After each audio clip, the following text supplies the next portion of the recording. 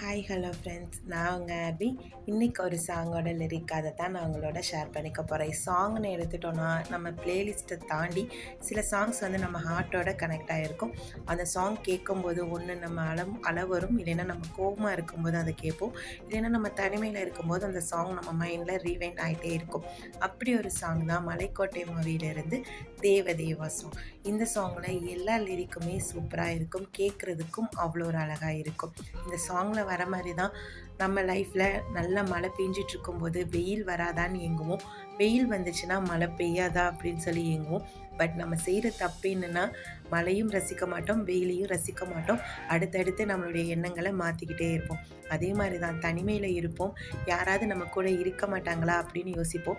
அதே தனிமையில் நம்ம கூட நம்மளுக்காக ஒருத்தவங்க இருப்பாங்க, அவங்கள நம்ம கண்டுக்க கூட மாட்டோம். நம்மளுடைய சந்தோஷம் வேறு எங்கேயோ தூரத்தில் இருக்குது அப்படின்னு சொல்லி தேடி ஓடிட்டே இருப்போம். ஸோ நம்ம செய்கிற தப்பு அதுதான்.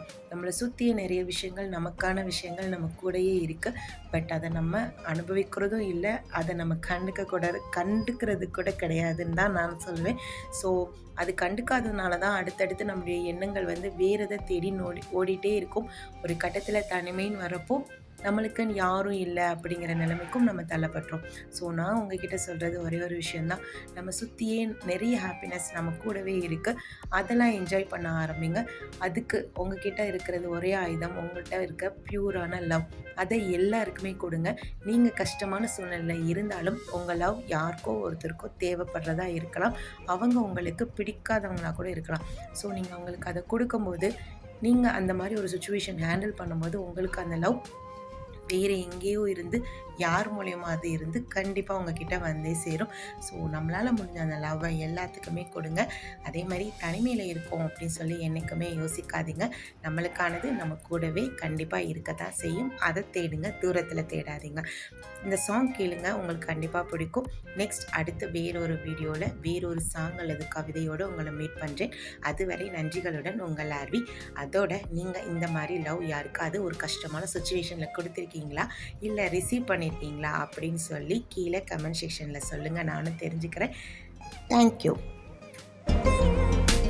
அடைமழை நம்மை தொட்டாலே வெயிலே வாவென்போம், அனலாய் வெயில் சுட்டாலே மழையை தூவென்போம், தனிமைகள் தொல்லை தந்தாலே துணையை கேட்கின்றோம், துணை வரும் நெஞ்சை கொள்ளாமல் தனியே தேகின்றோம். ஆசை மட்டும் இல்லையே ஏது நாட்கள், கைகள் தொட்டு சூடவே காதல் பூக்கள், கண்ணை விற்று ஓவியம் வாங்கும் இந்த ஊரிலே அன்பை வைத்து வாழலாம், சுகம் என தினம் சுமைகளில் மகிழ்ந்திரு. தேவதையே வாவா, என் தேவதையே வாவா, உன் இருவிழி அசைவுகள் எழுதிடும் கவிதை நான்.